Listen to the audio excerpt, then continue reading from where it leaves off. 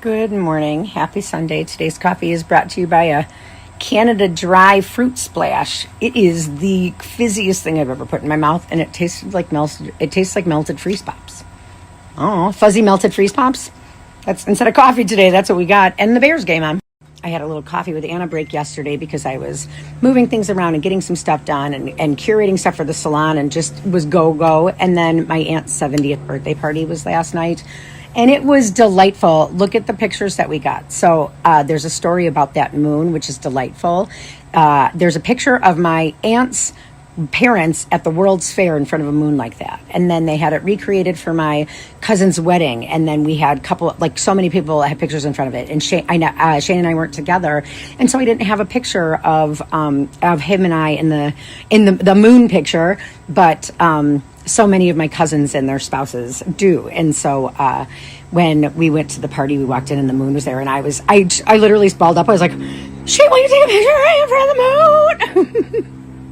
So not only did I get a cute prom pose in front of the moon with my husband, I got one with my siblings and my dad, and then the spouses that were there, and then one with Shane and I and my glasses and my lifeguard, fanny pack on.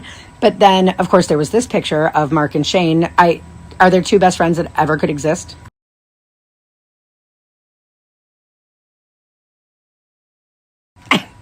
I can't with those two. Mark is notorious for weddings, serious pictures, whatever it is. So he's somewhere in the background doing like a little creeper guy. But his ability to photobomb and to pull off a picture, like his commit to the bit on getting the most epic picture that was taken that night is legend. Wait for it. Dairy. It's legendary. And it brings joy to my heart. Shane had a lunch with his brothers today, so it's just me and Grayson at home. So it's like, is it the weekend? It just kind of feels like normal. So I'm trying to get a little bit of things done house-wise and not necessarily work-wise, but my work is in my house, and that's overwhelming to me. That whole work from home thing drives me a little crazy because I never know when to stop.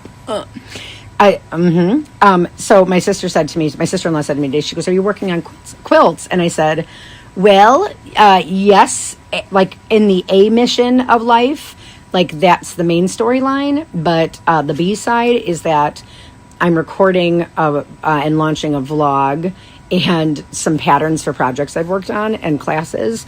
But also I'm trying to truly be no waste. And so right now, although, yes, quilting is front and center, I am also perfecting a knitting or crocheting technique to be able to use the scraps in a way that makes sense. And she's like, okay. I'm like, let me show you a picture.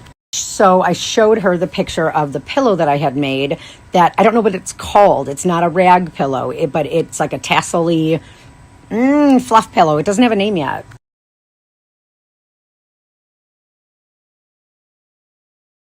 And I was like, I really love it and would love to keep it, but it's Packer colors and I'm a Bears fan. But my husband's a Packer fan, so we'll keep it in the general midst of things, amongst things, but I definitely will be making a Bears one, maybe a little bit bigger. I don't know. We'll see. And then I said, so that is what I make t-shirt yarn out of the smaller cuts of things to make that is made out of t-shirt yarn. But then I have like other scraps of like hems and things, and you can do things with that. So and little tiny scraps. So the little tiny scraps I made bag tags or tassels with, right?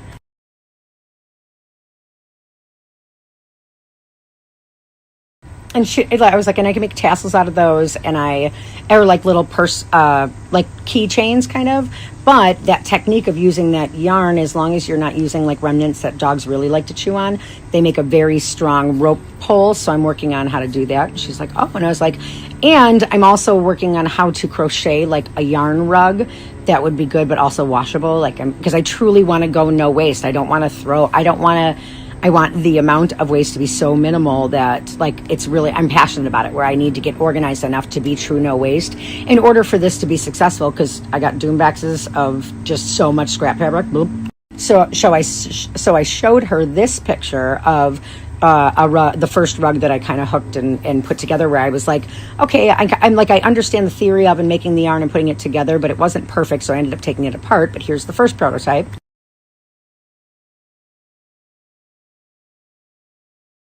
And that helped me figure out how to connect them so that things could be hidden, but I still didn't really love it. And so then I took that apart and then I changed the colors because I needed more of a theme. And I took all the gray, black, white, red, maroon kind of, and I've started to put that together. And then I didn't like the technique I was using, so I tore it apart. And then I redid the first part to then be able to streamline the second part of construction. And so now I'm working on my first prototype of, it's a Quilts quilt. I mean, I'm obsessed with this.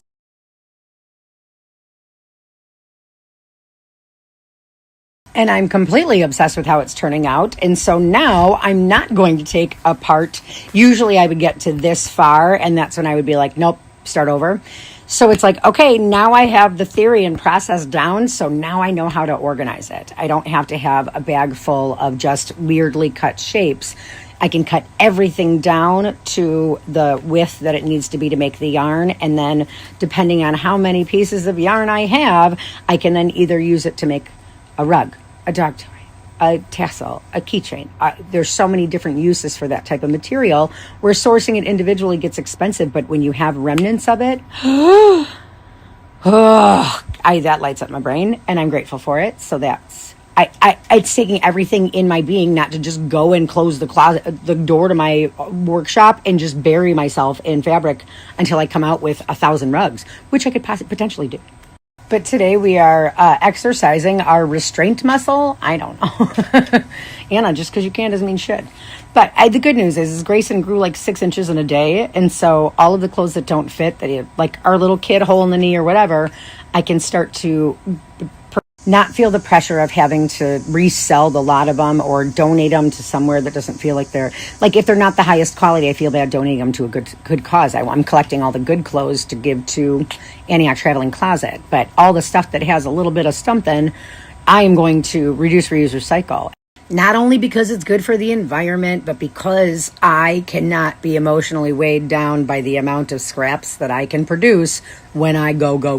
Oh God, just straight up carnage. I want to know what to do with that in a way that is good for the environment and my mental health and the storage of my house.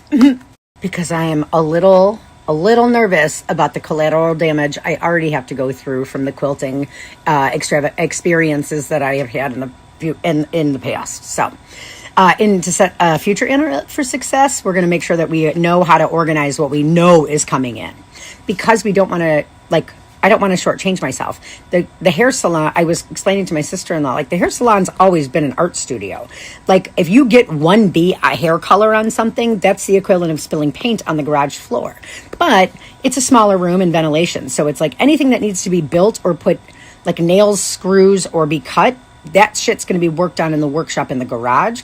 But any of the textile arts, hair color art, watercolor, all of the individualized craftiness stuff, that room needs to be set up for 2 or 3 people to operate on smaller learning styles. Because I'm good at teaching and showing these skills that I perfected, but not in a space that's cluttered. So making sure that is always a working studio, and that the storage of the other all of my hyper specialty focused crafts, carving, painting, watercolor, sewing, quilting, crochet, net, you name it, I've tried it. And if I haven't tried it yet, you best I hope you're under the right impression, right? Anna, do you think big? Yeah. Do you know what I'm doing today? Picking up not 1 and not 2, but today I acquired 3 heat presses, ranging from a small handheld one to a one that I need a table that can support it, because it's I don't even know how many pounds this thing is, but it's a clamshell heat press. It's Anna, what are you going to use that for? It's the applications of what I can use that for. It's why I got 3. I don't know yet. As a maker, I struggle with because I know how to, I have to make 100. And so that then it turns into a business of okay, how do I make it? I don't want to pay for what I'm going to learn how to do earrings, but you can't just make 2 earrings. That's dumb. So you think big, and you got all these supplies. So then you make a shit ton of earrings, right? And then you have to sell all the earrings, and then you start doing furniture.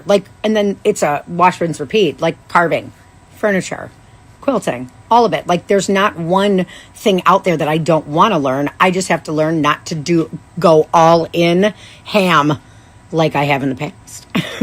Because I used to live with the philosophy of she who dies with the most fabric wins. Ex-hoarder, ex-fabric hoarder, I could lead the club. What do you do with all that stuff? Well, it makes it really great to play the game of I don't want to spend $1, but I want to use what I have. It's like now that Grayson's in school and quilts are the main game, I'm not like that's repetitive work and it's creative as hell. But I always got to give the kids in the back of the car who are figuring out the next process, and that next process is how to reuse it, reduce, reuse, and make these scraps into things that I don't have to go out and buy a new craft for. You know what I'm saying? Does that make sense? I'll say this, it doesn't matter if it makes sense. On the B side of the vlog after this, there will be a concise thought about how that streamlines and how to work with your impulse controls of being that type of person sometimes on all fronts. I've referenced the kids in the back of the car before, right? Like just an ADHD brain a lot of times has a lot of tabs open and they're not dormant, where if you're doing a repetitive task, the brain's thinking about something else, and it's kind of, you just have to learn how to hack it. Anyway, sometimes the kids in the back of the car are a hoarder fabric Anna, and fabric hoarder Anna is breathing into a bag because she's having a panic attack, and Coach Anna is trying to talk her through it like, so we are going to do this and commit and be organized. And fabric hoarder Anna is like, but what if we need to build another pumpkin dome trampoline? Because she's impulsive as hell. That would be the definition of a racing brain, which is rapid cycling and causing a lot of emotional dysregulations and a lot of just having to take a minute, right? That's the definition of that. But then also in the kids in the back of the car, and there's always a thought, and I stumble over my words and where my stutter comes from, is one of the things that I have been trying to touch on is that earlier in the week I pointed out that I have noticed in editing the disconnect of where I don't finish a story, or I continuously tell the story and over again because somebody didn't catch my non-permanent internet, right, with Coffee with Anna. I yesterday, being able to see my friends and family who I know love the shit out of me, it proved my theory of like, God, this seems really disconnected. Like in talking about the garden, where people kind of left off or why I need to be more streamlined is like yesterday my cousin's like, are you still digging a hole in your yard? And I was like, oh no. And then I have to say the words pumpkin, climbing dome, trampoline, movie theater. And then the feedback I get is like, I have to be able to tell this story more concisely, because when I talk about my garden and then I show them pictures, holy crap. So things I realized is that, yes, I may have done a walkthrough of the garden, but I did not post it in any way that makes sense, because I've been going back and forth between yard, recording Coffee with Anna, but not recording me doing things because I'm still getting set up. So like they've seen some of the fast videos that I had to edit on TikTok, but it's like, oh yeah, I built that. And then that was before I stole some of the neighbor's yard and put in a sunflower bed. That's not ours. I put in a pool, and like people are like, what? And it's like, I didn't have anything else to do except make sure Grayson and I got through our first summer by ourselves. Okay. And I did that, but it was hard. So I spent all summer outside teaching him how to not sit still when you are having a hard time. Is probably the way that I should have said it to somebody I know and love last night, but because I was a little unmasked and we have a bantery friendship, instead of it saying it that way, I was like, well, you knew me in my 20s. If I say the words of like, hey, for every shit thought that I had or feeling that I had in the past, right, that either landed me in the hospital or encouraged me to drink more than I should have, right? Like for every plant I planted, you could equate that to there is one less scar on my body and one less shot in my body. It's a lot of plants, but we made it, and now I'm sewing, but with the same fervor as I built 13 garden beds. I lost count because then I put in a pool.